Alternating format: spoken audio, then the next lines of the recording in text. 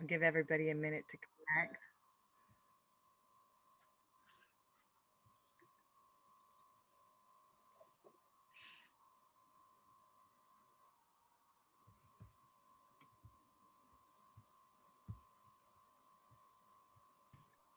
Hi, Tamara, can you hear me?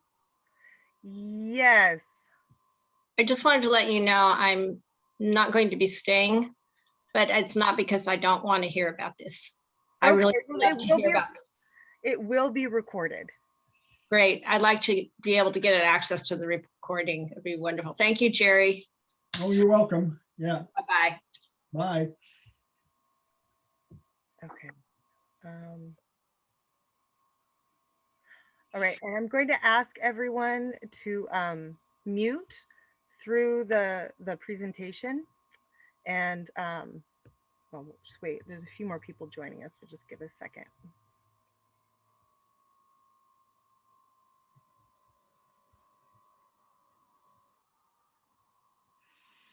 All right.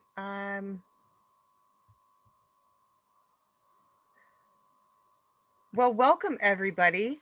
My name is Tamara Myers. I am president of Freshwater Community Guild in Freshwater, and we have been hosting Jerry Rohde events for many, many years. We are so excited to be hosting this event. I know it's a little different, but soon, hopefully, we'll be back to in-person meetings and lectures. So, Jerry, you want to tell us a little bit before we get started about the presentation? Sure, I'd be happy to. I'm glad to see a number of familiar faces showing up on here. In fact, I see we even have someone from Southern California. Hi, Walto. It's good to have you here. And oh, I see Lynette and Bird and people from our Ollie classes. So this is great. I'm really happy that the Guild is able to host this event since we haven't been able to do in-person presentations. So what we're going to do today is talk about the north part of Humboldt Bay, actually Arcata Bay as it's sometimes called, and it's going to relate to a book that I have out now that you can all get. We'll talk about that in a minute, online for free. But the reason why this was published was to deal with sea level rise around Humboldt Bay. And if you haven't heard about this already, Humboldt Bay, Humboldt County area is going to be ground zero for sea level rise on the west coast of the United States. We're going to be hit first and hardest of any location along the coast. That's due to the subsidence that we have here because of the Cascadia subduction zone. So part of the coastline is actually dropping to a lower elevation, and that's right around Humboldt Bay. And if you just go up to the next county, to Crescent City, they are going to be one of the last places to experience sea level rise because their part of California is tilting upward. So what I decided to do in conjunction with Alderon Laird is provide some information about what's happened in the past on the bay and what will be happening in the future. And most of what I'll talk about today is what the bay was like 150 years ago and how it's moved through time and how some of the changes that we've made in the bay might play out as we look at the new future of the sea rising and the bay level rising. So if you have questions along the way, we'll keep track of them. And every once in a while, I'll answer some questions. I think we've probably got just about everyone here right now. And so I'm going to go ahead and start. Yeah, just one thing. So if you do have questions, just go ahead and type them into the chat and I'll be monitoring so we can answer them along the way. Thank you. And I'll try to do that several times during the program. So we won't forget about what it was you saw on screen that prompted your question. So this is what this book looks like. And you can get it through, hang on a second here. Sometimes we have a little bit of a problem. Let me see if I can get this to work.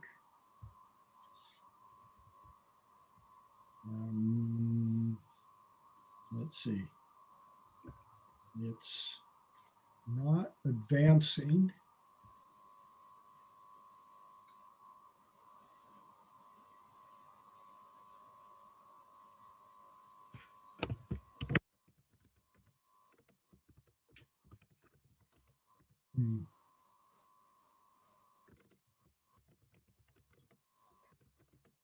Bear with us for a minute here. This has happened once before.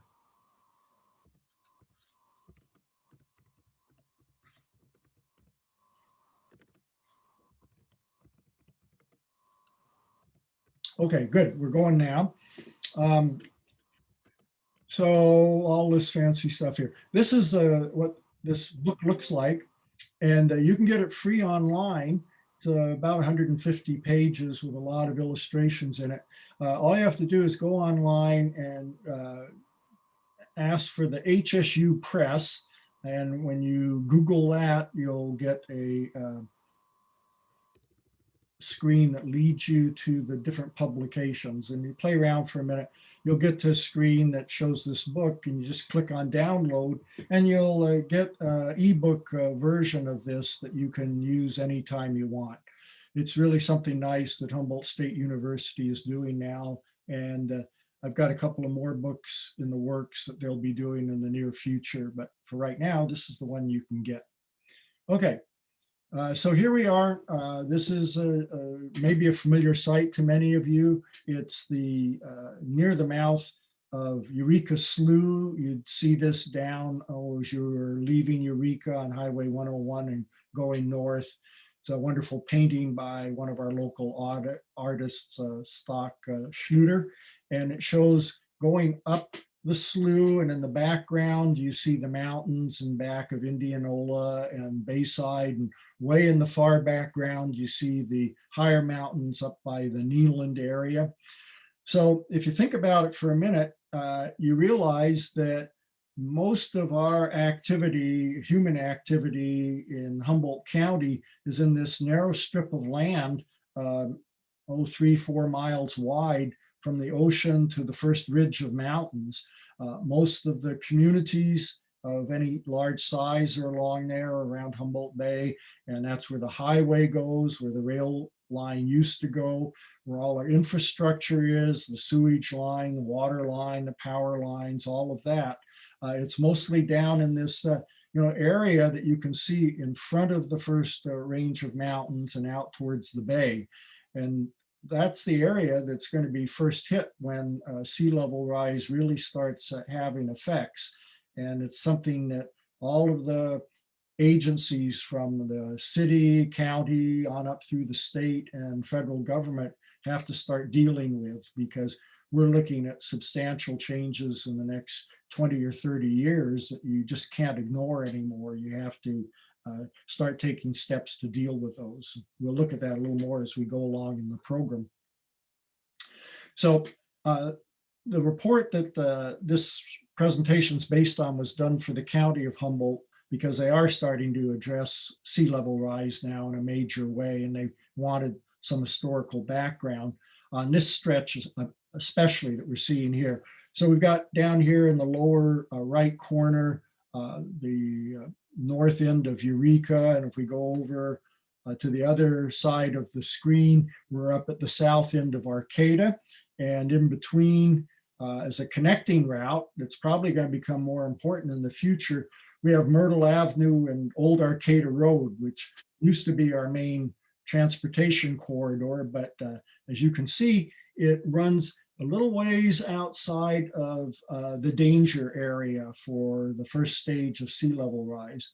Everything that's in this kind of golden green color is right now considered diked lands, controlled lands in some way, where they feel like they're keeping the bay at bay.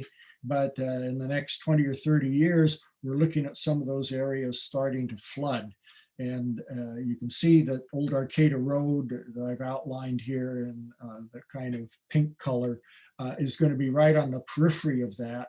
And it's going to be free of some of the problems that you're going to start seeing on Highway 101, the main corridor, which is this yellow line that goes along very close to the bay.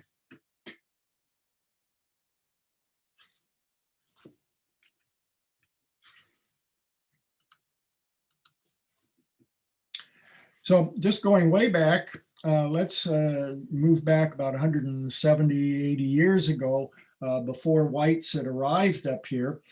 We had a substantial community of Indians and Indian tribes up here, as you're probably aware, but you might not know that we had as many different tribes as we did.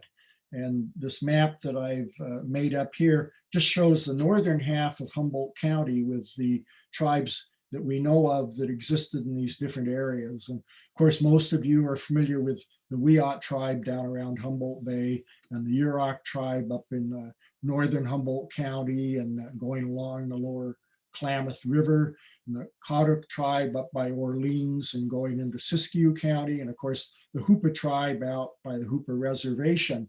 But a few of these other tribal groups are no longer present in terms of having a tribal government or tribal entity. Many of the Indians who were connected with these earlier tribes have connected now with one of the tribes that survived more intact. But in Redwood Creek area, you had the Wilkut tribe, just over the ridge from the coast here. And out by Willow Creek, you had a group called the Sonungways that were closely related to the Hoopas, but a separate tribal group. And most people have not heard of the Mawanoks down here. This is on the Mad River up above the town of Blue Lake, in a beautiful enclosed canyon there that was very remote. And it was very difficult for anyone to get in there. So the Mawanoks pretty much kept to themselves. And I think managed to survive quite well because they had the Mad River as a salmon bearing stream and a lot of other food sources out there. And they were protected by the high mountains all around them, like up by Neeland. And then down south of them in the Van Dusen River area and a little ways south of that, you had a very large tribe called the Nongadals. They were out in a rural area and inhabited several of the rivers down there, especially the Van Dusen. And then I kind of ran out of room here, but way down below the Wiyots and below Ferndale and Fortuna, you had a tribe called the Nakanai, but we know them now as the Bear River tribe. And of course, they have the Bear River Rancheria up on Table Bluff. So these tribes were here for centuries and centuries and centuries, and they managed to live here pretty much in harmony with the land without a lot of big changes until 1850, when the whites started arriving. They had different priorities, and pretty soon everything started changing very dramatically. But at the time the whites arrived, they would have found a situation like this around the upper part of Humboldt Bay. This area that I've got here on the map is Arcata Bay, the part north of Eureka and going up to the town of Arcata. And with these little red squares, I've highlighted where there used to be Wiyot villages near the bay, up east of Arcata over near Sunny Brae and down by Bayside, and then maybe 3 villages out there near Indianola and Indianola Cutoff, and then some more out by Walker Point. And folks who live out in the freshwater area, you know, are familiar with the Walker Point area where they're doing quite a bit of house building right now. And then in along Eureka Slough on the north side of Myrtletown, you can see there were several villages along there. In fact, there were about 30 miles of slough that the Wiyot Indians could travel in their canoes, and about another 30 miles of other water courses around the bay that they could go to by canoe. That was their favorite way of getting around. Only if they had to would they take a trail around the edge of the bay. And they were, you know, very active, as you can see here, along Eureka Slough and going out into the bay. They could get all sorts of food products from the bay, and including waterfowl and shellfish. And then if they wanted to, they could go a little ways inland and get acorns from the Neeland area, and also hunt big game, especially deer and sometimes elk up in the prairies east of here. This is a very interesting diagram that a grad student from UC Berkeley drew in the 1940s. It's showing how the Wiyot Indians would harvest fish and eels from the bay and from the streams nearby. They would get on a stream like Freshwater Creek or Elk River, and they would build a dam out of wood across that water course. And that's this line here. They build it with sticks placed in the riverbed or the stream bed at very close intervals, so water could flow through, but salmon that were trying to migrate upstream would bump into these sticks. They were placed close enough that the salmon couldn't easily get through them. And on top of this row of sticks, there was actually a plank where the Wiyot fisher people could go out and stand with spears. And when the salmon came up and bumped against the dam, they become confused, at least momentarily, and that gave the Wiyots a chance to spear the salmon and collect them then for food. Another thing they did that some of the other tribes didn't do, in conjunction with the fish dam, they had these traps for eel that they built out between sections of the dam, and the eels would come into those areas and could be caught in a kind of basket like construction at the upstream end of the dam, and then taken from that basket and used by the Indians. And of course, eels were a very big food product for them. In fact, that's how the Eel River got its name, when the first whites came through and were hungry, didn't know how to get any food, and they bought some eels from the local Indians at the Eel River, and then gave their name to the river that had been called Wiyot after the name of the tribe. Okay, let's see. So let's look at the northern end of this area between Eureka and Arcata for a few moments.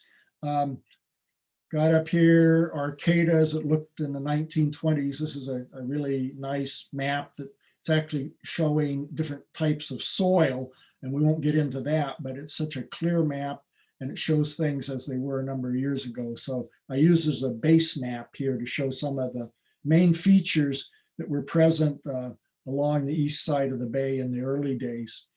So a lot of you folks know that there used to be a wharf that went from the south side of Arcata out into the bay. And it's about 2 miles long. That's the one here that I have this blue arrow pointing to. And it goes through the Arcata Marsh area. If you go out and park at the end of, I guess it's J Street, where you can park right down by the bay and go at low tide, you'll still see some of the pilings out here in the bay that used to hold up that wharf.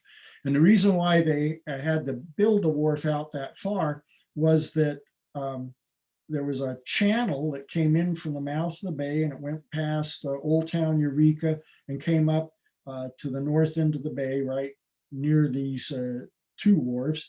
And it varied in depth, but up here it was over 10 feet deep. In fact, some places it was 15 feet deep or more. And it meant that fairly large ocean-going ships could actually come up next to the wharf and tie up there and unload supplies that went into Arcata and out to the mining country, and then also take on products like lumber and other things that were grown or processed up here and take them back to San Francisco and the Bay Area. What a lot of people don't know is that there's also a second wharf almost as long that came out west of Bayside. That's this Shingle wharf, as I call it here. And it went out kind of on the opposite side of that deep channel. And it allowed a whole group of other businesses to take products out there, including Shingles, as the name implies, from the shingle mill that used to be over in Bayside. And well, in fact, we'll look at a couple of other products in just a second here. So you had a couple of sloughs up here that fed into the bay. Gannon Slough that went up near where the Arcata Sports Complex is on the southeast side of Arcata. And for a while that was used to transport things out in the bay. And then you had Jacoby Creek. Most of you have probably been up Jacoby Creek a ways, but it goes way back in the hills, almost up to Neeland. And it turned out to be an area that they would use for quarrying rock and also cutting timber. And sometimes they would send things down on log drives down the creek. And then Brainerd Slough, it's very difficult to see anymore. It's a spot just north of Bracut, north of where resale lumber is. And there were a lot of products shipped out through that area in the early days. And then I've put in the lower quarry here. There used to be 2 rock quarries up in Jacoby Creek. And we're going to move ahead now and look at what was going on up there. If you've ever driven up Jacoby Creek Road, you get to a fork in the road, and at one point you can make a turn and go across Jacoby Creek, and you're actually on this old railroad line that used to go way up into Jacoby Creek. It was partly to move out logs, but it was also to get to this quarry that was here on the hillside where they were cutting rock and bringing it down for use at the jetties that they were building at the mouth of Humboldt Bay. And you can see here at a later stage where they had stopped using the rail line, these ties that you see over here on the right were part of the railroad. But a lot of debris in the stream channel, a very steep slope that was still having rock come down, whether they want it to come down or not. Big crew, these are the guys that worked out at the quarry. So you see 50 or 60 people there that were splitting up the rock, bringing it down and loading it onto rail cars to take down to the bay. And with that came a lot of debris, a lot of alluvium, a lot of gravel, rock coming down into poor Jacoby Creek and actually almost blocking it up at times. And it turned out in one case, some of this broke loose and they had a flood that came down Jacoby Creek, and it broke the dikes that they had around the creek and flooded some of the farmland. So there was quite an impact from the quarries in the early days that affected the ranchers farther downstream. And here we have 2 different trains coming down from the Jacoby Creek area. They're going to go to that Shingle Wharf. And over here on the right, this train is carrying a bunch of shingles, because there were a shingle mill near Sunnybray and also one in Bayside. And they'd take the shingles out onto the wharf and then load them onto ships. And over on the other train, we can't be quite sure. It looks like they've got logs, but they sometimes brought down crushed rock from the quarry also to take down to the wharf. And here's the wharf. This is not the Arcata Wharf, although sometimes I've seen this photo labeled that way. This is the Shingle Wharf, the one that went over toward the mountains here and towards Bayside. And over here on the left of the photo, you can see the shingles. At certain points in time, they'd have as many as 5 million shingles stacked up there, stored away to be loaded onto some of these ships. This photo is from around 1900, and you can see it's mostly sailing vessels that came in at that point in time to load. Over here, you've got one of the tugboats that went up and down the bay, and it is hauling a barge. And on the barge are 21 of these little cars in 3 rows. You can see the 3 rows here. There's 7 cars each. And each of those little rail cars had rock from the Jacoby Creek quarry. And that rock was going to be towed across the bay. It was already pulverized into kind of medium-sized boulders, and then dropped along the south jetty to help build the protective jetty that went out into the ocean and helped stabilize what was going on in the center of the bay. And let's see. This is what it looked like down in Humboldt Bay.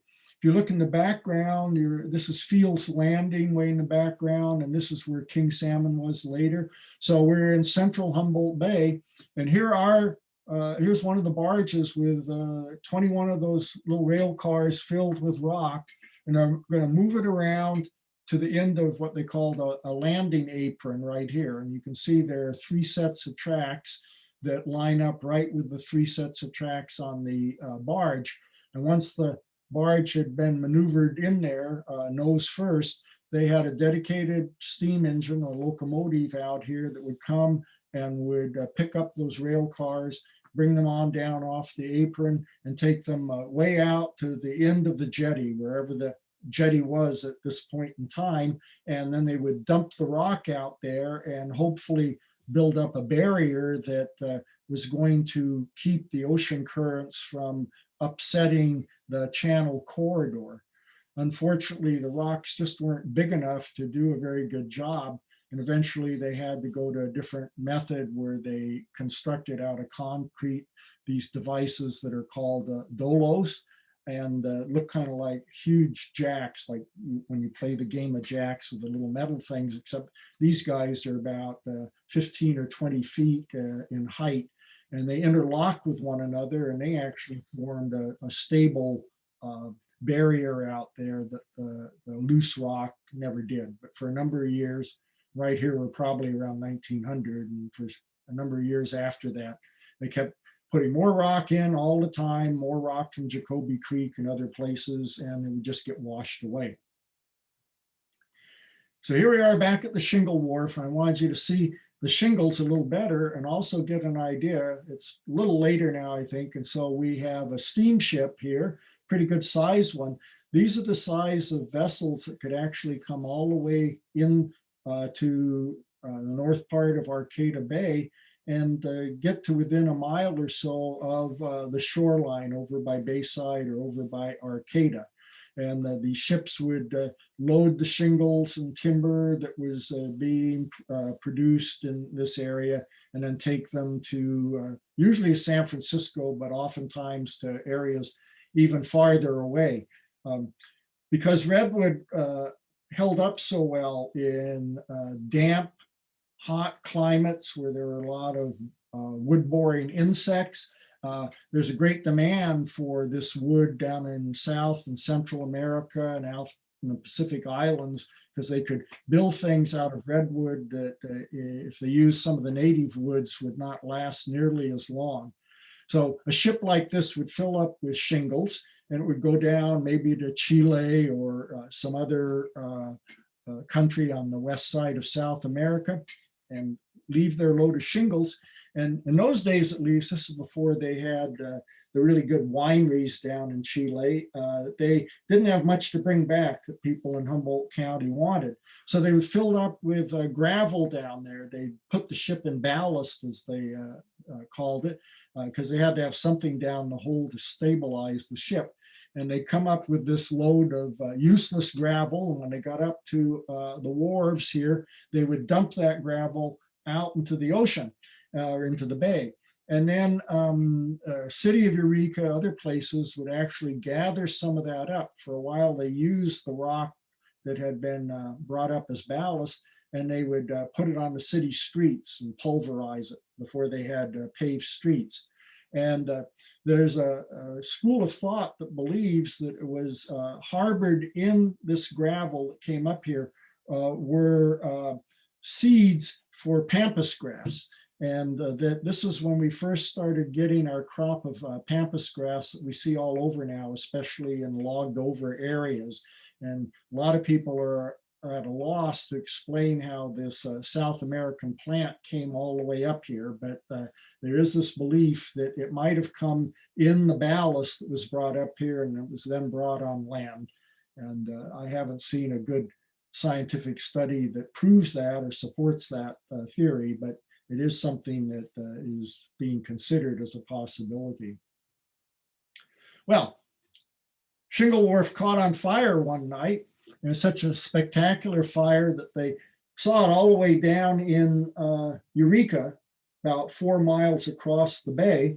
And up here at the Shingle Wharf, there was the train crew that brought the shingles down and a few other people around, and they tried putting out the fire without any fire equipment. They just had a bucket brigade. And meanwhile, the shingles are blazing away. Remember, there's 5 million of them here on the wharf.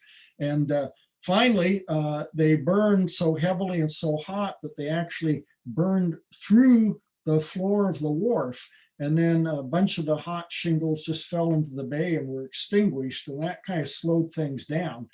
But the folks in Eureka saw what was happening, and the Eureka Fire Department got together and got out a couple of their steam pump engines. This is about 1905, I believe. And they put them on a boat, a tugboat, and came up here and could actually pump water from the bay there onto the fire. And they put it out after a few hours.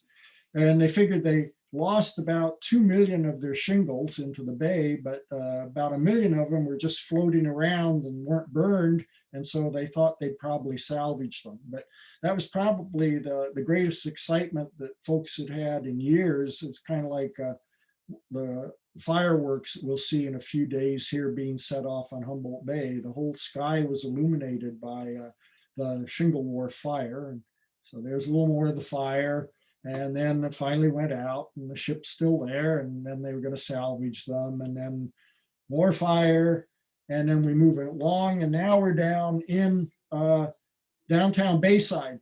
If you're driving up Old Arcata Road coming from the south, and you're getting into Bayside, and you're almost to the post office, and where you've got to turn to the left to get to Arcata.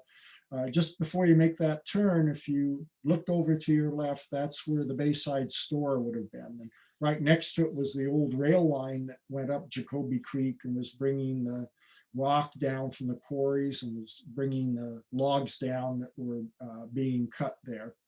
You might not know that Bayside got its name not because it was right by the side of the bay. It's about a mile away from the bay shore. But it got its name because there was a mill down in Eureka at the edge of the bay that was called the Bayside Mill. And to get the logs for that mill, the company bought the timber up in Jacoby Creek up past the town of Bayside.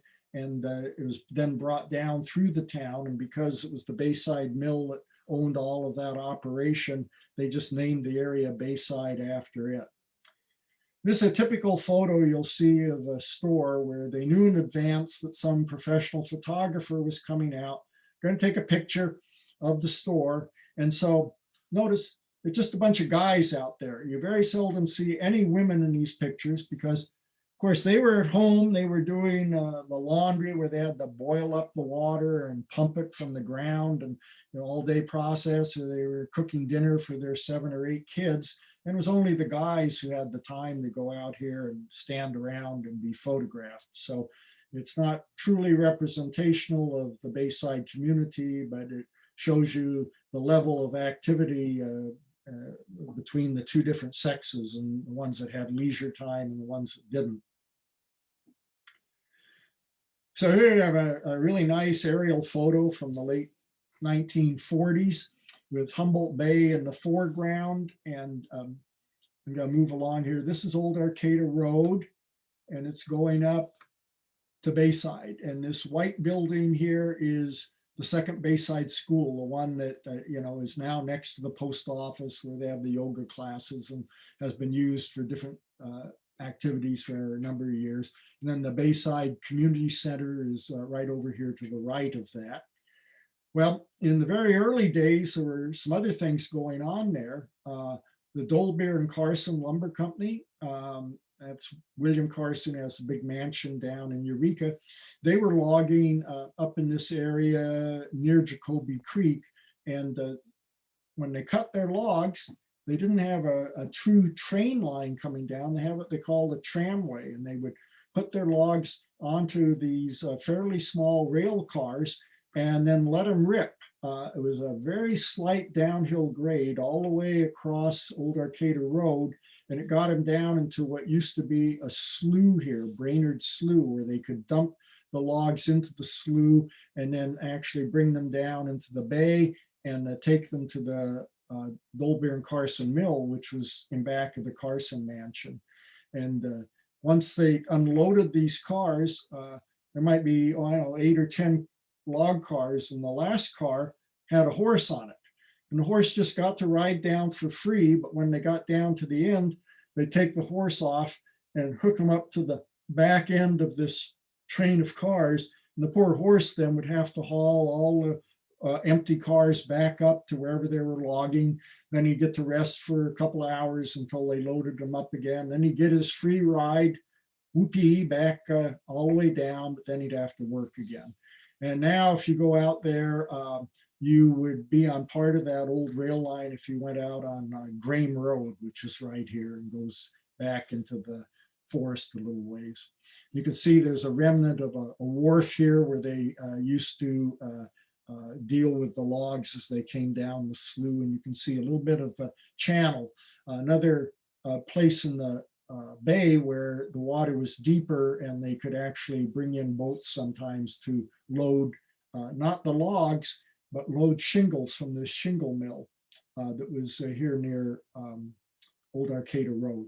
If you drive out there today, and if you're right here at the corner of Bayside Cutoff and Old Arcata Road, you'll still see this big barn here that was owned by Carson, and no longer there is the building behind it that was the shingle mill, but that's where they were cutting some of the wood and then shipping it down to the wharf. So we're going to move south now because we got to get down to Freshwater and Eureka area before we finish. And this is Old Arcata Road back when it was not paved and not 2-lane. It was just dirt, but a very good dirt road. And you can see there's one vehicle on it right now, but parts of that road haven't changed much over the years. There's still a lot of forested area through part of that territory, and other places, of course, they have some houses now and the freshwater corners and Indianola communities. But for a number of years, up until the 1910s, if you wanted to go by car between Eureka and Arcata, this was the road you had to take. There was no highway along the bay like we have now until, well, 1917 and on into the early 1920s is when that highway was being constructed. So until then, you had to take this narrow 2-lane road, which wasn't always in the best shape during the wintertime.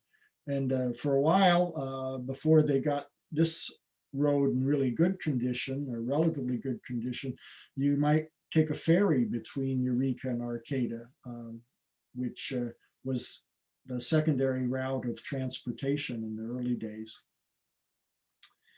So now I got another aerial photo from roughly 1950, and we're looking at some of the same areas. Right here, here's that big barn I told you about, and here, still standing in about 1950, is the shingle mill. This is going out to Bayside. By now, since it's 1950, we have Highway 101, and right next to it, we have the Northwestern Pacific Rail Line. And both of those routes had to be built on causeways because they were on what had been wetland that used to run all the way down to the bay. And so when they wanted to put in these routes and not have them be flooded, they had to elevate the route by bringing in fill, or in this case, they actually cut down this small ridge line that came all the way out to the bay from Indianola. And in fact, they called it Brainerd's Cut, and then they combined the two names, Brainerd and the Cut, and became Bracut out here. Right about here is where resale lumber is, if you want a landmark. But you can see in 1950, there was still a bit of a hill there that they hadn't cut into yet. So when they built the causeway for the railroad, that's about 1901, and then for the highway in the late 1910s, they actually helped create a diking system at the edge of the bay. Both of those causeways were barriers that prevented water from moving in either direction, either from coming out from the wetlands or from going in by the bay. And they constitute right now one of the main barriers that keep the bay sort of at bay and from coming in and flooding more than it does. And right down here at the bottom of the picture, I'm pointing to it here, this kind of squarish object is a Jupiter, the bay dredge that went all around the east side of the bay in the 1940s and 50s and 60s and dredged out certain areas. It did the areas for the sewage treatment plant up at the Arcata Marsh, and it did the area down here by Bracut. It went down near College of the Redwoods and created dikes down in that area, moved some of the bay flat mud around so that they could create barriers there. Same way at King Salmon, they were the ones that cut this ferry was the machine that cut the little channels you have at King Salmon between the different roads there. So Jupiter was responsible for contouring a lot of the bay. And many of you might remember as you drive Highway 101 south near College of the Redwoods for years, just anchored there off to the side of the highway was Jupiter. And then one night or one afternoon, it burned to the water line and was no longer there. But it was sort of a monument to what had happened on the bay for years and years. So now we're moving down into the southern half of this Arcata Bay area. And of course, we have Eureka over here, and we're going up. I just showed you Brainerd Slough and the area by Bracut, which would be right up here. I've marked where the railroad line is. Right next to it would be the highway. Here's Eureka Slough coming in from the bay, and it's pretty wide, pretty big until it gets up at the back end of the Murrayfield Airport. And then it divides into a couple of smaller sloughs. And you might not have thought about this, but if you drive around Eureka much at all, you might notice that the city is kind of bounded by water, even on the south and east sides. You've got the bay over here, which is really obvious. But if you go over on the east side of Eureka, there are three sloughs, they call them first, second, and third slough, that come up and form gulches, divides downtown Eureka from the Myrtletown area over here. And as we start looking at the future, those sloughs are gradually going to become filled with water over time, and they'll form more of a barrier than they do now, separating Eureka from the areas to the east. And then way down on the south end of Eureka, you know, anytime you go down by the golf course on Herrick Road, you're going down through the Martin Slough area, which has little arms and branches that come up all the way to Harris Street and define the southern side of Eureka. And one of the starting points for Martin Slough is the duck pond by the zoo in Eureka. So you've got the different slough systems on most sides of Eureka. Even on the west side, you have Clark Slough. And we're going to see more of that activity around those sloughs as they become more prominent as we start having high tides, king tides, starting to fill up the sloughs at certain points in time. I live right down near the golf course, and I checked, and we're 60 feet above what used to be sea level. And so one of these years, we're going to go out in our backyard and build a boat dock, so we'll be ready when Martin Slough gets up to about the 50-foot level. Well, over here in this area that goes up towards Freshwater, you can see it's kind of almost like a triangle of lower land that goes up towards the town of Freshwater. A lot of that was wetland in the early days, and there were some major sloughs there that branched off of Eureka Slough. Ryan Slough, that's the one that you cross over as you come down from Myrtletown. They're doing a lot of work along there right now, and it goes up and back of Cutton. And then Freshwater Slough that comes out by Freshwater Corners and continues on, well, it continues on as Freshwater Creek on up to the town of Freshwater and past Freshwater. And then Fay Slough, which starts up near, this is Walker Point, and it goes down and meets Eureka Slough by the airport. Well, in the early days, those three sloughs were used for log transport and for barges that brought down different products like quarried rock. So they were very important. Nowadays, about all you can do is kayak on them, but they are a major part of this system that's south of the freeway, south of the edge of Eureka Bay. And actually, in the old days, as a wetland, it went up south of Myrtle Avenue, Freshwater Corners area, which is right here. And I'll show you what happened to that in a minute. So the big machine that was responsible for creating most of the dikes around Arcata Bay was this Diker, as they called it, which is kind of like a glorified steam shovel. It's got steam power back here with a steam engine that's operating the scoop. But instead of being like a steam shovel that might run on tracks, this actually was more like a barge. It actually was floated on water. And what would happen is you'd start out at some point and the Diker would remove a section of the wetlands on the inland side from the bay. And the Diker's right now in part of the area where it's cut kind of a trench. And then with the dirt that it removed, it would turn toward the bay side and drop that dirt out of its scoop and start forming the dike that you see all the way along here. And so as they progressed, they were actually building a route for themselves where they could continue to float on a certain amount of water that was present and continue to build the dike. So in the 1890s, they started doing a very long dike that went past the Arcata Marsh area. It actually went out partway towards Manila and went around the edge of the bay and all the way down to Bayside Cutoff. And once they had diked that off, they would dry out the wetlands that were inland that you see here and actually convert that once they'd been flushed from the saltiness that it had because it was a tidal area. So they wait a few years and then they would convert that into grazing land for cattle and it'd be leased out to different ranches.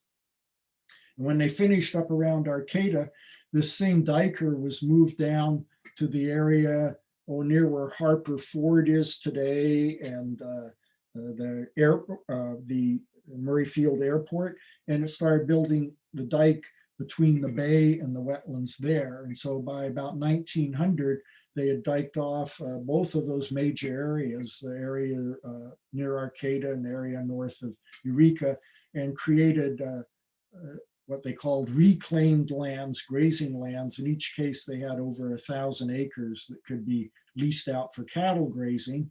Or in this case, they were actually raising wheat. This is the former wetland in the Fay and Freshwater Slough area. If you go back this way, you'd be going towards Freshwater, and you can see they were successful at growing wheat for a number of years. I think this particular wheat farmer harvested 10,000 bushels of wheat one year. I'm not sure how big a haul that was, but it was enough for him to make money at it. And for a certain amount of time, that was a cash crop that utilized areas that had formerly been wetland.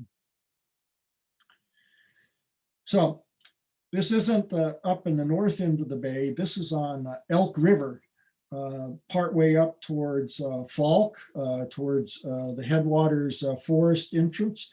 And this shows you what they used to do on a couple of the streams here. And they did it in other places in Mendocino County, other locations where they didn't have railroads or wagon roads in the early days to transport logs. So they let the rivers and the streams do it.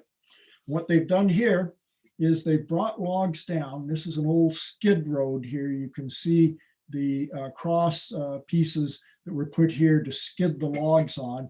Here's a train of oxen, looks like 8 or 10 of them, and they are hauling one of these big sections of a redwood log, down from a nearby cut block where they were cutting it. And then they are dumping these logs into the riverbed of Elk River during the summer when there's very little water there, certainly not enough water to disturb the logs. You can see they've got a lot of them here. And these are big logs. You know, these logs are maybe 15, 20 feet in length, and you can see that they're easily 3, 4, 5 feet in diameter. And so they would leave them there in the riverbed, and at the upper end of this log dump, they would build what was called a splash dam, and it would hold back what little water there was coming down in the summertime. And then when they had the first really big rain in the winter that was starting to fill up the river, they would knock out the supports for the splash dam. And meanwhile, the water was already starting to come down off the hillsides, and it came through that riverbed with enough force to, believe it or not, to wash all these logs down into Humboldt Bay. And that might be several miles going down Elk River. When it got them down to the bay, they would encircle them with a boom of logs that were chained together, and then haul all those logs using a tugboat to one of the mills that was on the edge of Humboldt Bay. And those mills would actually use the bay for their log pond and take the logs as they were brought in by the tugs. So you can imagine what the effect was on Elk River when you have these huge logs banging and clanging their way down the riverbed. There's one poor rancher there in the 1880s when they were doing this kind of logging who bought a ranch, and Elk River flowed along his boundary line. And he said he kept track, and he'd been there 6 years. And in the 6 years that he'd been there seeing this kind of log transportation going on, the bed of the river had risen 6 feet because of all the silt that had accumulated, all the debris that had accumulated because the logs were knocking into the riverbanks and loosening the soil there. So the depth of the river was decreasing, and it reached such a point that for a while a sandbar formed at the mouth of the river, and the logs could no longer get out. All of the alluvium that came down, all the silt and gravels had built up so much. So it's tremendously destructive, and we've witnessed that again in the last 20 or 30 years when there was heavy logging out there by Maxam, Pacific Lumber Company. And once again, you saw the siltation causing a rise in the river, and you started having flooding. But it first started way back in the 1870s, 1880s. So now we're up just east of Freshwater Corners, looking up the canyon towards downtown Freshwater. And this is when the Excelsior Lumber Company was in action out there, cutting huge old growth trees. And they like to show off for scenes like this where they photographed the trains to make a postcard. And this is probably a one tree train, starting with the butt log, which is it's kind of flared out, that first cut down into the base, and then going right up to the end of the tree. Maybe this train would be 200 and some feet long. And they also had some spar tree tops that they used and might want this for construction of a very long beam for a building. So they have a couple of those. And then over here, another place where they're doing quarrying, and here are those little cars carrying quarried rock, and they're all bringing them down toward the bay. And they aren't going to take them all the way to the bay in the early days. You folks that drive out to Freshwater are familiar with this. You've got the horse stable right over here. And I was standing almost next to the schoolhouse when I shot this photo. And this is the place, go back here. Can I do that? Yeah, not that far. It was called Eddyville in the early days, where they had the train yard and where they would all collect here on their way down to the bay. And now no sign of Eddyville, but you've got the horse pastures taking their place. And then when they got close to the bay, here they are next to Freshwater Slough. Here's that same load, one of the same loads that we saw on the other postcard, all sections of redwood on their flat cars. And then this area, being a slough, would at high tide fill up with water. And here they are at their log dump on Freshwater Slough, right near where it met Eureka Slough. And they're dumping the logs into the slough at high water so they can float them out down the slough and into Humboldt Bay. And here's a log that they've jacked up and off the rail car, and it's splashing into the slough right as the photo was taken. All of these folks have come out to see modern day logging in action. So here's a map that shows that a little better. And We've got kind of off the aerial photo down here would be Freshwater, and you come down a couple of miles. And here's the Eddyville area where the horse arena and the stables are. And here is Old Arcata Road, Myrtle Avenue. This was the rail line that came down, and at first it stopped and you could dump the logs into the slough. And later on, after the Pacific Lumber Company took it over, it went all the way down to the main line of the Northwestern Pacific Railroad at the bay. And then coming down Ryan Slough over here, this is Redwood Acres, by the way, and just below that is Ryan Slough. They had a log dump for McKay and Company, and their logs would go down to another mill in the Eureka area. And there's also a little short railroad that went up Redmond Road, opposite Redmond Road, to a quarry that's on the hillside there, and it came down to Fay Slough. This is Fay Slough, and they had barges there where they would load the quarry rock and take it down and actually use that rock to help pave the streets of Eureka. This, by the way, is Murray Field Airport. This is probably a photo from about 1950. And there are actually boats of this size that went up all the way to the end of Eureka Slough and then to the start of Freshwater and Fay Slough. And they could actually dock here. This is very near where they were dumping the logs into the bay. And right back here, for those of you that are familiar with the area, this is the eastern side of Myrtletown. But in this case, you've got a ship that's bringing people up. I think they're going to go on a picnic lunch and see the logging for the day. But a fairly large boat that you wouldn't see anymore. Now all you see are kayaks coming up the various sloughs. But there was a time when you could get partway up there with a boat of moderate size. This aerial photo taken recently. This is where they would actually stop the rail line, and where you saw that boat coming in and would actually park itself at one of the wharves that they had next to the slough here. And then this is the rail line that eventually went all the way down to actually crossed Highway 101 and went to the Northwestern Pacific.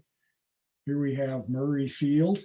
And the rail line was removed in 1941, but parts of it, like along here, the railroad grade is still used as a sort of dike system to keep the sloughs from washing into the airport and some of the other areas around that. Okay. And so you get a better idea of how the roads went out there. This kind of purple or pink line, this is Myrtle Avenue and Old Arcata Road. That was built in 1862, but there was an earlier road.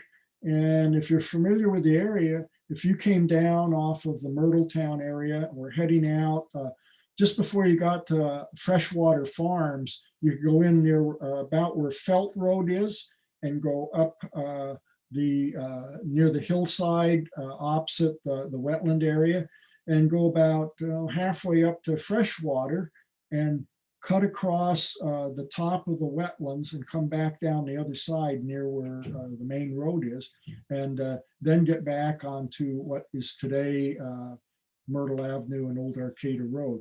But you had about a 1.5 mile detour up and around, and you have remnants of that road in different places. But that road didn't work very well. They had to put logs down to drive across, and they were much happier with making a causeway down here by Freshwater Farms a few years later.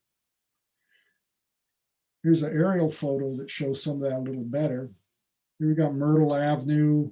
Right about in here is Freshwater Farms, Land Trust area, the Neelan Farms, produce stand, all of that.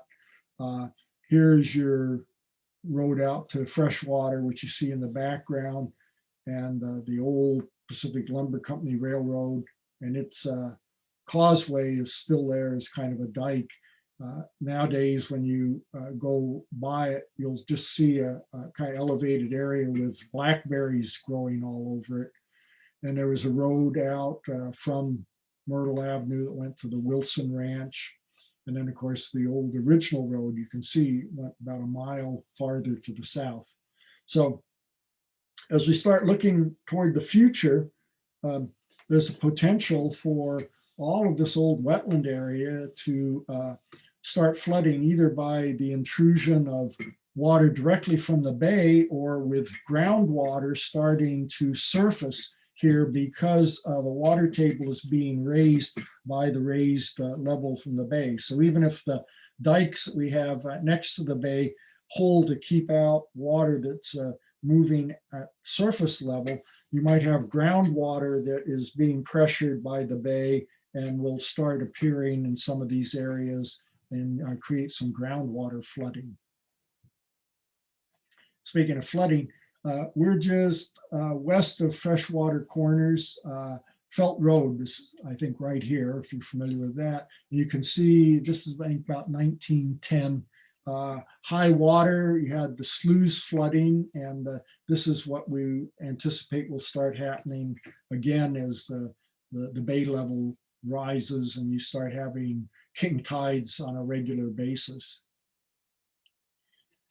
And over near the end of that straight stretch west of Freshwater Farms, spot they call Tannery Gulch, where they used to have the McCabe and Dupre Tannery, where they would bring in animal hides, bring them into the ground floor of these buildings and drop them into big pits that had a solution of water and tan bark, the bark from the tan oak tree, which was high in the type of tannin that they needed to cure the leather. And after they soak them there for a considerable period of time, they would lift them up to the second story here and let the leather dry out. And then this particular tannery dealt with real heavy duty leather, the kind of things that they would use for the leather belts they had in machinery, or maybe for saddle and bridle use, things that were put under quite a bit of stress. So it wouldn't be for things like shoes or belts that people would wear. And in fact, a descendant of the McCabe's gave me this piece of letterhead about 10 years ago. She was around 100 years old at the time, but she remembers as a kid that the tannery was still present out there, ceased operating, I'm not sure, I think in the 1920s. This is out near the end of Park Street in Myrtletown, and there was a rail line that came down from Ryan's Creek and brought logs down here that they dump into the bay. And some of the redwood was not as high quality. If it had knots in it and wasn't that clear heart redwood that they wanted for interior paneling, they would drop it off at this shingle mill, and they could cut it into shingles instead.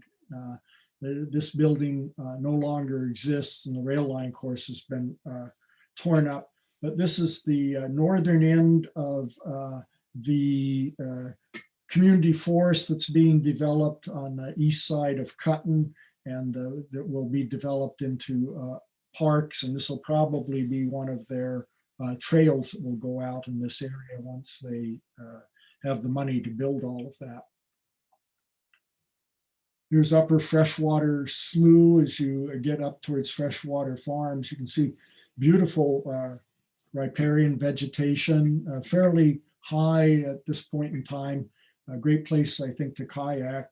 Alderon Laird, who does classes with me about the sea level rise, goes up these sloughs and photographs them extensively.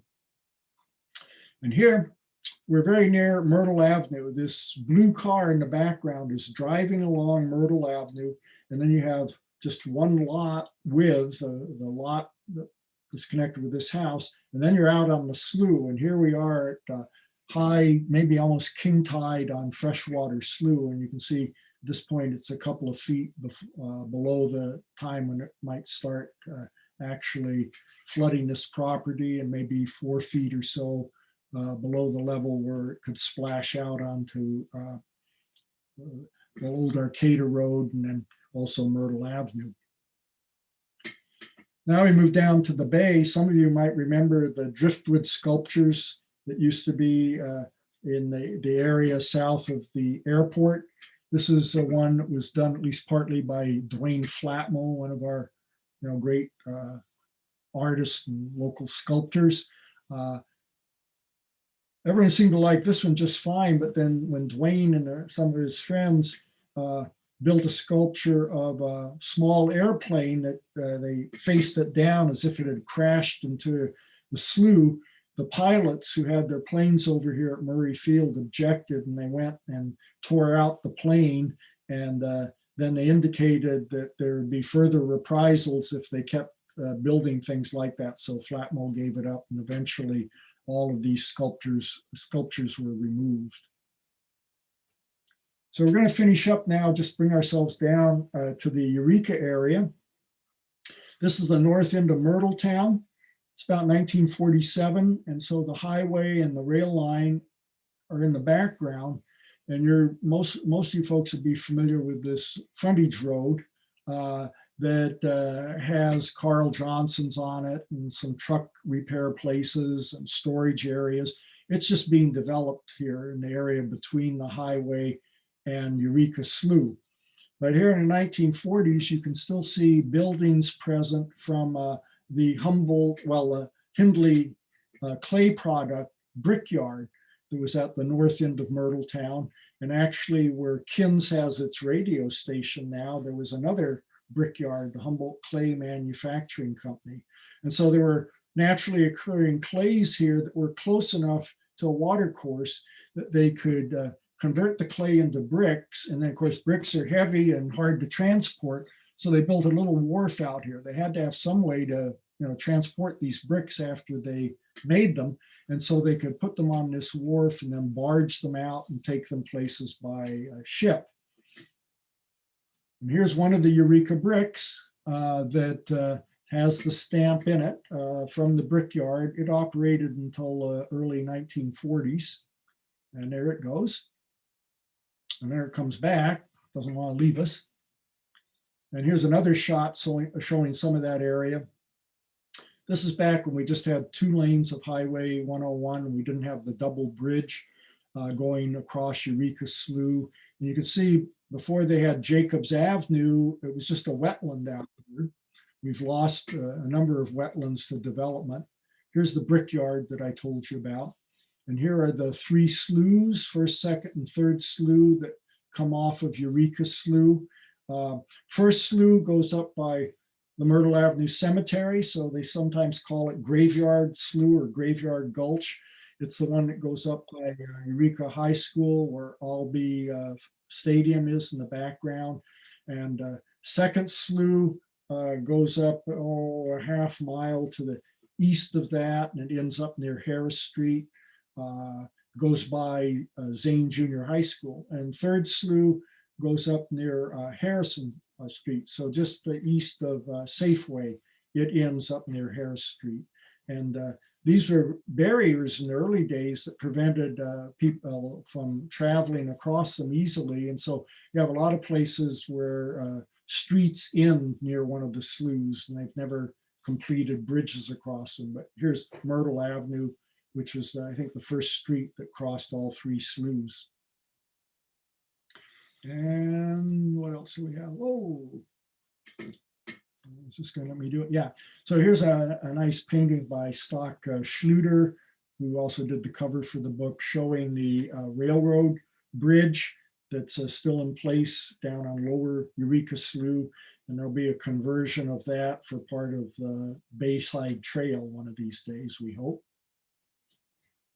And then Walker Point in back of Harper Ford, which would be down here. And you can see, even as we speak, they're building more houses out on the point. This is Fay Slough, and it's an interesting slough because it broke in one place. It breached right here and flooded an area of former wetlands, and they decided to just keep the wetland there. there's the breach in the slough at high water. And so now we actually have some restored wetland just south of Walker Point. It gives you an idea of what we'll start seeing in the future as the sloughs like Fay Slough fill up higher with water, and maybe overtop some of the dike system, which goes around all of the sloughs there. There it is again. Here, very near that same spot, this is one of the dikes that is in fairly good condition. It has heavy vegetation that is kind of supporting integrity of the slough. In some places, private property owners have reinforced the slough. All of the banks of these sloughs, for the most part, are owned by private individuals or companies, or things like Harper Ford or Carl Johnson. And it's the responsibility of the property owner to maintain or not to maintain the slough. And so far, there haven't been a lot of breakthroughs, but there's no systematic effort yet being made to make sure that those sloughs that the sloughs are kept from going into the areas behind them because of failure of the dikes. And that's an issue that probably needs to be resolved, especially when you see, here's another section of Fay Slough, lightly vegetated. It's been crumbling away. You can see that part of the dike has already fallen into the slough. So this would be an area that would be ripe for having a breach in the slough, like the one I showed you about 3 slides back. So there it goes. And here we wind up at a different view of, we're actually out of the slough, but we're looking across Humboldt Bay and looking at the end of Indian Island.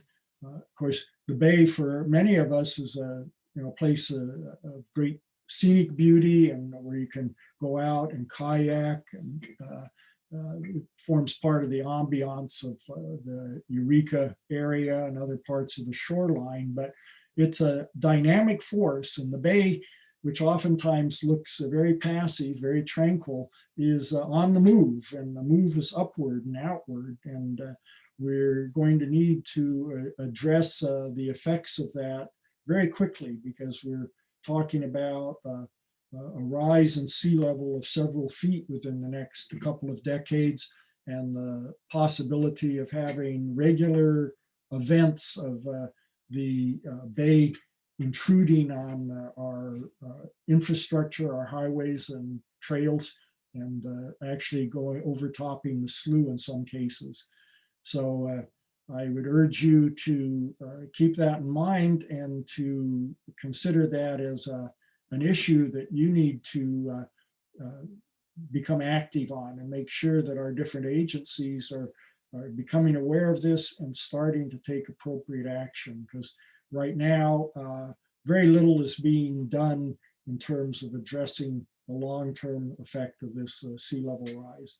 And we're looking at communities like Fairhaven, Fields Landing, and King Salmon that are not going to be habitable within, say, 40 or 50 years. And other communities and things like Highway 101 that will start experiencing periodic flooding within the lifetimes of many of us. And those are things that we have to prepare for and deal with as soon as possible, because we're on a time trajectory now that makes this not just a possibility, but a future reality. And the sooner we and the agencies and governmental officials realize that, the better we'll be prepared to deal with that. So with that picture of the sun getting ready to set in the west, I'll say the end. Thank you very much for attending the program. And if you have questions, I'll try to answer them now. And remember, this has been recorded, and so you'll have a possibility of seeing it in the future. Don't forget, you can go online, and if you want a hard cover version or a electronic version of about 160 pages of Arcata Bay, you can get that by going to the HSU Press. I hope to see some of you in person as we get back from the restrictions of COVID and start having in-person meetings. And for those of you that are far away and wouldn't have been able to attend this in person, like Walto, hi Walto, down in LA area, I'm very glad that you attended today, and we'll also try doing more of this type of program in the future. So Tamara, are you aware of questions? Or do we have them? Let me see if I can. Let's see, there's one comment in the chat and it says, thank you, Jerry, but I don't see any questions. If you have any questions, go ahead and type them. Let us know. Now would be the time. Okay. And so I have a question, Jerry.